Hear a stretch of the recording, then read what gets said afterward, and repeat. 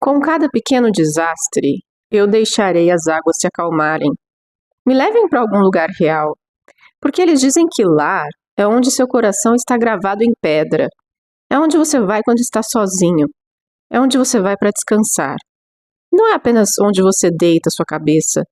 Não é apenas onde você arruma sua cama.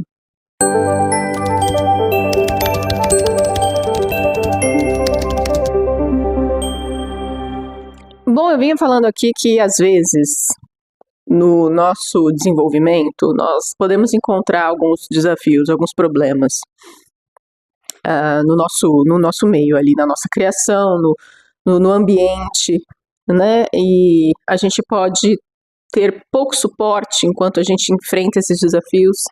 A gente pode ter poucas ajudas quando a gente está enfrentando esses desafios. E isso pode acontecer ao longo da infância, ao longo da adolescência. Problemas surgindo que atrapalham o nosso desenvolvimento, dificultam o alcance pleno da nossa autonomia.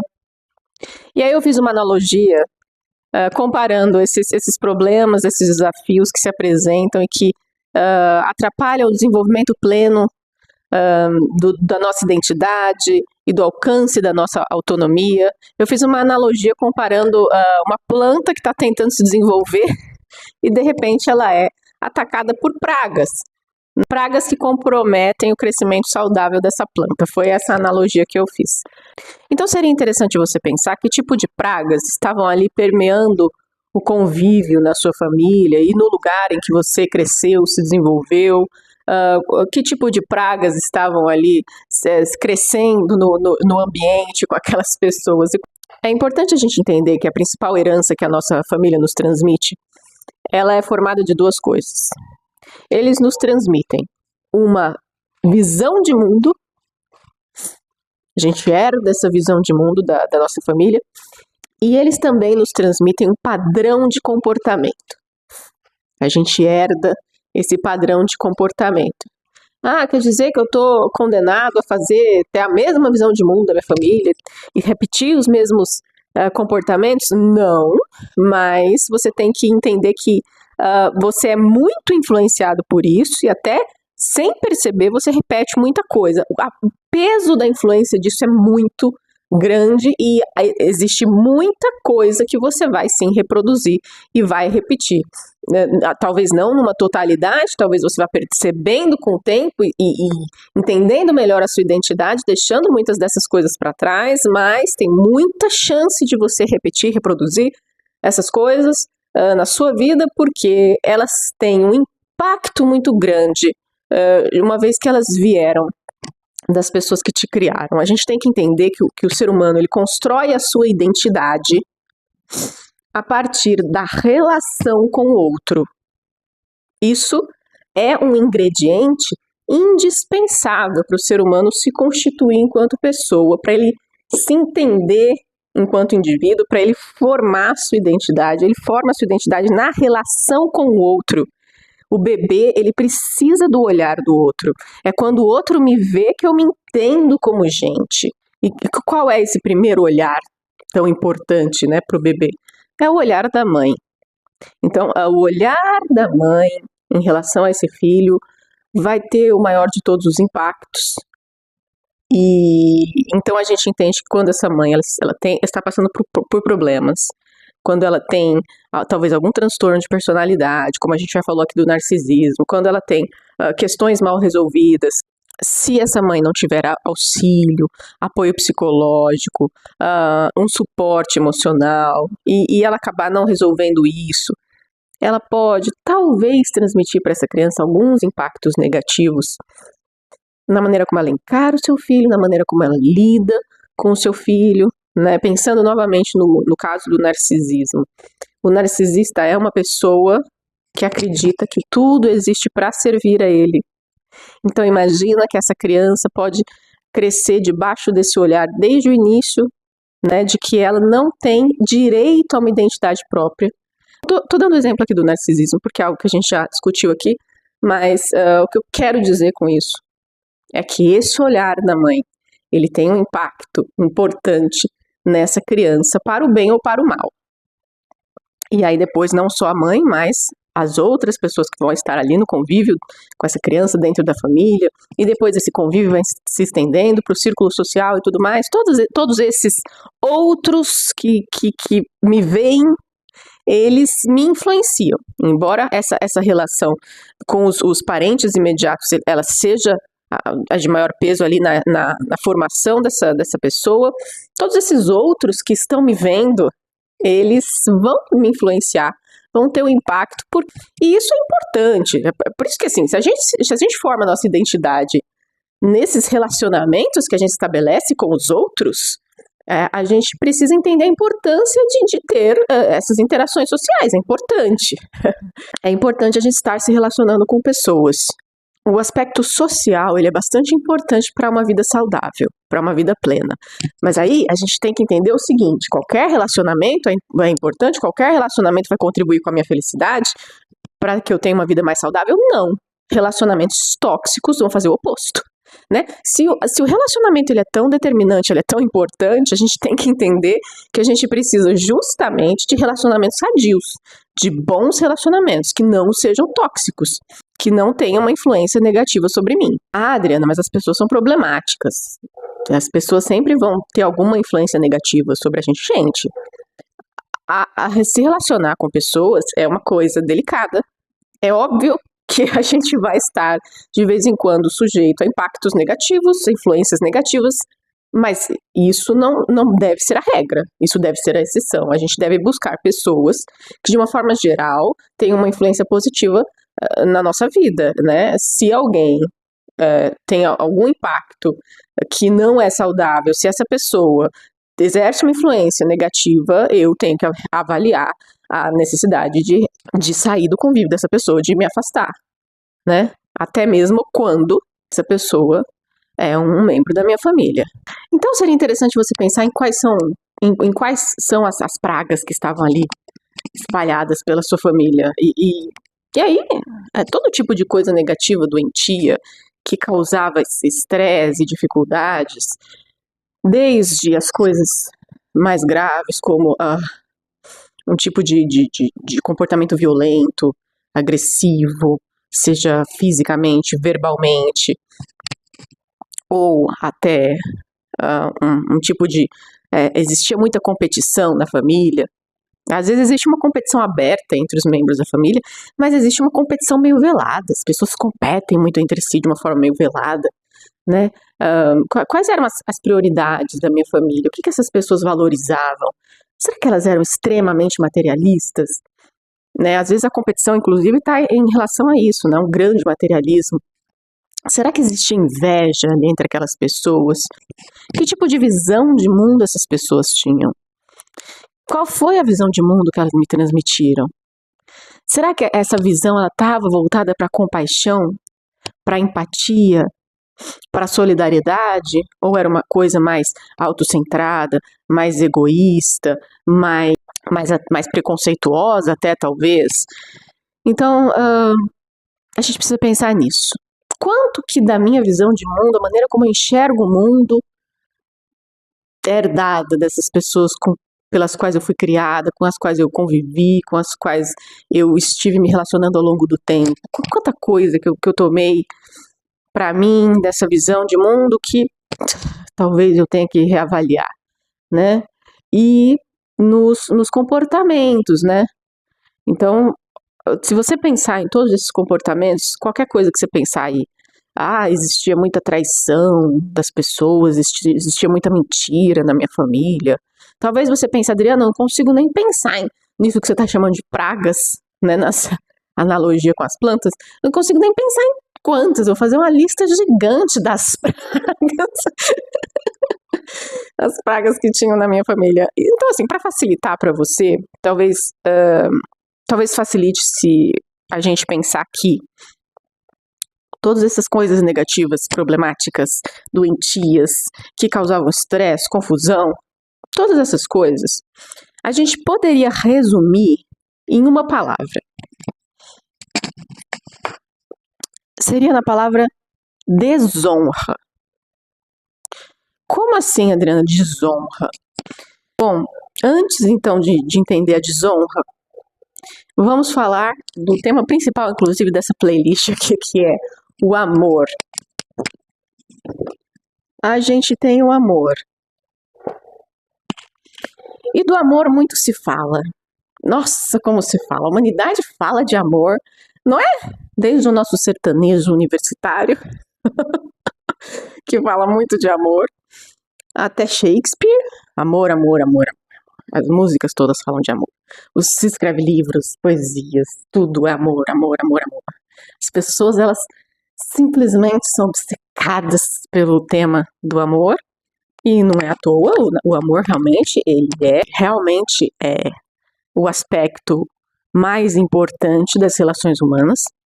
Mas quando a gente fala tanto de amor, escreve poesia, livro, história, romance, novela, essas coisas tudo, a gente às vezes deixa de pensar em como efetivamente o amor se manifesta na realidade.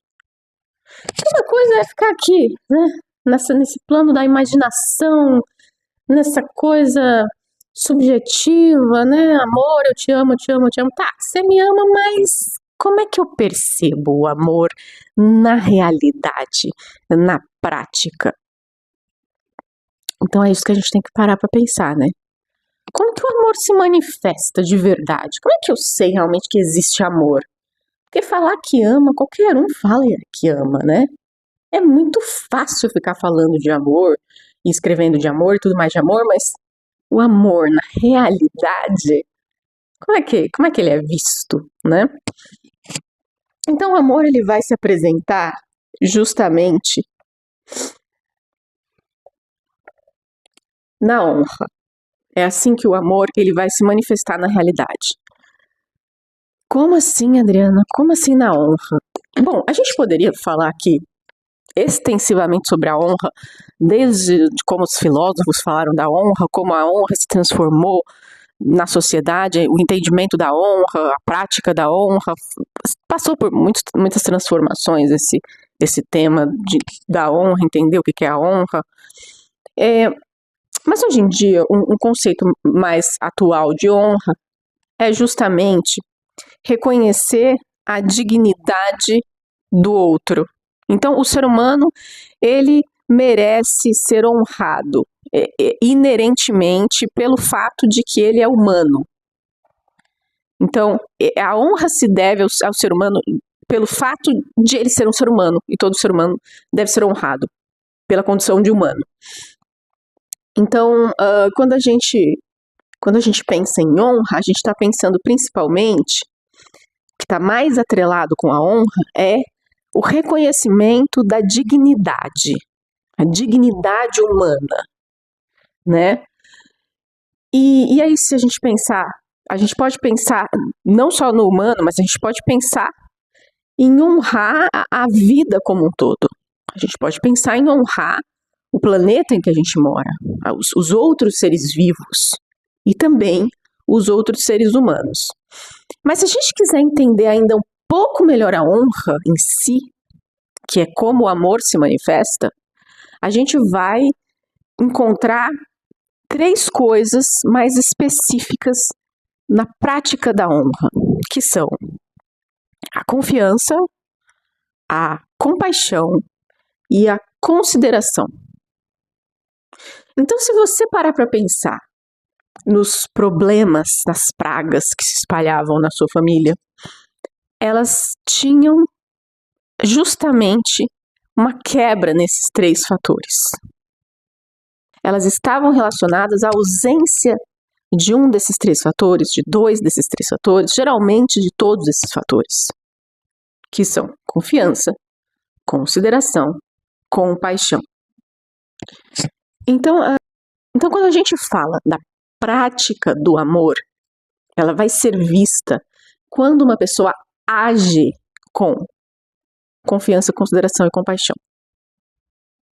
Isso é o mais importante para ter certeza de que o amor existe. Então vamos pegar aqui qualquer exemplo. Nessa hora seria bom que isso fosse uma live, porque aí alguém me dava exemplos. Mas Eu sou péssima para pensar em exemplo, mas vamos pensar num exemplo, talvez. Vamos pensar na coisa que geralmente acontece: as pessoas se agrediam verbalmente dentro da família, né? Então, nisso daí a gente já vê a ausência desses 3 fatores, né? Não existe confiança entre as pessoas, porque como é que eu posso confiar em alguém que está tentando me atingir e de certa forma está tentando me destruir emocionalmente com essas agressões? Será que existe confiança, uma relação de confiança? Não pode existir confiança onde existe agressão, né? Compaixão. É óbvio que se as pessoas estão se agredindo verbalmente, falta a capacidade de sentir a dor do outro, né? De se colocar no lugar do outro e de compreender os sentimentos do outro, né? Consideração. É óbvio que se as pessoas elas não conseguem se tratar de maneira respeitosa, falta consideração, porque a consideração ela está muito atrelada, diretamente atrelada justamente ao respeito, né? Então, assim, a gente sabe que também existem tipos de amor, né? Existe o amor que é mais fraternal, existe o amor que é erótico, né? Existe um amor que tem um aspecto erótico. Então, existem tipos de amor que a gente tem em relação a diferentes níveis de relacionamento e tipos de vínculos diferentes. Mas aqui eu tô falando da base, né? O amor em sua base, ainda que ele evolua para outros tipos de amores e ainda que ele tenha outros aspectos dependendo do vínculo, a base do amor está em manifestar a honra para com o outro. E a honra vai se apresentar, como é que a honra é praticada, né? É pela compaixão, consideração e o estabelecimento de confiança. E aí é importante entender que no amor próprio também vão ter que haver esses 3 fatores. Então eu preciso confiar em mim mesmo, ter autocompaixão e tenho que ter consideração também para comigo mesmo, para com os meus sentimentos, etc. Então se a pessoa cresceu nessa família em que haviam muitos comportamentos que eram o contrário da honra, né? Desonra, as pessoas, a família estava cheia de comportamentos, de atitudes, de práticas que estavam voltadas para a desonra, para o contrário da honra. Aí o que a gente precisa, né? É só, voltando para a analogia da planta, né? Voltando para a analogia da planta. Quando um produtor lá de qualquer coisa que ele planta, ele percebe que existe uma praga na plantação, o que ele faz?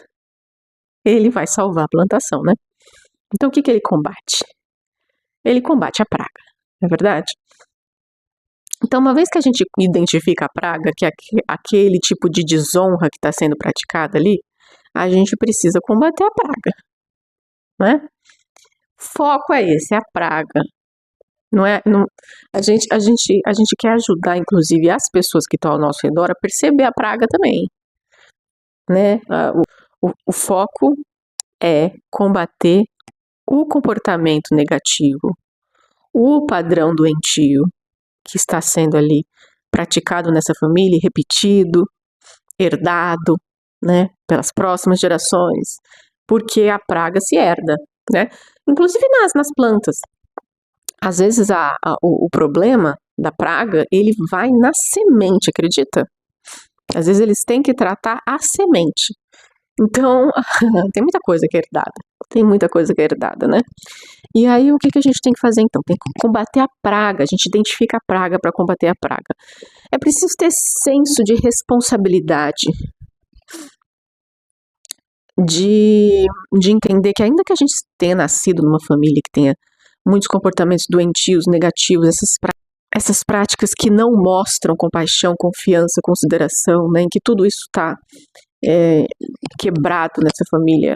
Se a gente nasceu nesse núcleo problemático, a gente tem que tomar para si a responsabilidade de fazer o que for que estiver ao nosso alcance para combater, para não continuar, não levar essas coisas adiante, né? Então, o que está no meu alcance? O que eu posso fazer? Muitas vezes eu não vou conseguir fazer muita coisa em relação ao meu núcleo familiar. E isso é importante entender também. muitas vezes aquelas pessoas elas vão querer continuar vivendo daquela maneira, com as mesmas práticas, e quando você, que está ali naquele ambiente, que faz parte daquela família, daquele grupo, você mostrar que você não concorda com aquilo, você apontar o erro, você identificar a praga que existe ali, muitas vezes o que você vai despertar nas pessoas é raiva, é revolta. Você vai ser como um traidor daquela tribo e as pessoas não vão aceitar, não vão querer enxergar, muitas vezes. Elas vão talvez se voltar contra você, elas vão virar o jogo e vão transformar você em vilão. Então tem que saber disso também, que muitas vezes tomar uma posição diferente de um grupo, e aqui a gente está falando de família, mas poderia ser qualquer outro grupo que a pessoa está inserida. Tomar uma posição diferente, apontar o que está errado, mostrar que algo não pode continuar daquela maneira, vai despertar reações negativas. Só que se posicionar é muito importante na maioria das vezes. Quando a gente identifica um comportamento problemático, uma prática prejudicial. E aí, restituir a honra, muitas vezes, trocar o comportamento doentio por um comportamento saudável, é algo que você talvez consiga fazer somente na sua esfera individual, pessoal. Então, muitas vezes, o que vai ser necessário? Se afastar do grupo problemático em que você estava, ou seja, muitas vezes você vai ter que se afastar até mesmo de pessoas da sua família. E aí você vai ter que construir outros relacionamentos saudáveis. Por quê? Porque, como eu acabei de dizer, os relacionamentos, a socialização é muito importante para o ser humano. Então, sim, a gente precisa construir relacionamentos saudáveis. Porque isso ajuda na nossa saúde mental, ajuda no nosso fortalecimento como indivíduo. É muito importante ter esses relacionamentos com as pessoas. Então, por que eu estou dizendo isso? Porque muitas vezes, quando uma pessoa ela cresce numa família problemática, ela até acostuma a se isolar. Ela fica acostumada com o isolamento. Porque como o convívio passa, talvez desde sempre, fosse muito de confronto, e como essa pessoa tinha que se defender demais, muitas vezes, naquele ambiente ali, em que existe muito estresse e muitos ingredientes tóxicos, talvez essa pessoa ela tenha acostumado a se isolar, a se afastar. E aí, talvez essa pessoa tenha a tendência de se acostumar com o isolamento, de se acostumar com um tipo de vida mais solitário. E isso não é o caminho mais saudável. É preciso entender que a gente precisa buscar esses elos, essas relações, mas elas têm que ser saudáveis. E é isso que a gente precisa passar a identificar. Que tipo de relações saudáveis que eu devo estabelecer? Que tipo de pessoa diferente daquelas devem participar, fazer parte da minha vida, né? Então, por mais que você tenha acostumado a se fechar, é importante entender a importância da socialização para a saúde emocional. É muito importante. O ser humano, no caminho evolutivo, ele entendeu que estar em grupo era importante para a sobrevivência dele. A gente, desde que era lá o Homem das Cavernas, a gente foi evoluindo, entendendo que era bom a gente se manter em grupo, porque a gente tinha ali mais fatores de proteção, mais chance de sobreviver. O seu cérebro, ele entende a socialização como um aspecto necessário para a sobrevivência. Então, o isolamento, ele não é o caminho mais saudável para a nossa saúde mental. Então, o que a gente tem que fazer? Encontrar caminhos e meios e estar aberto para uma socialização e para estabelecer relacionamentos sadios. É isso que a gente precisa entender. Então, a gente precisa saber selecionar quem vai fazer parte da nossa vida. Mas é importante permitir que pessoas façam parte da nossa vida, né? É importante abrir um espacinho para que as pessoas possam participar da nossa vida e dar uma chance para as pessoas que sabem honrar a nossa amizade, o nosso convívio, né?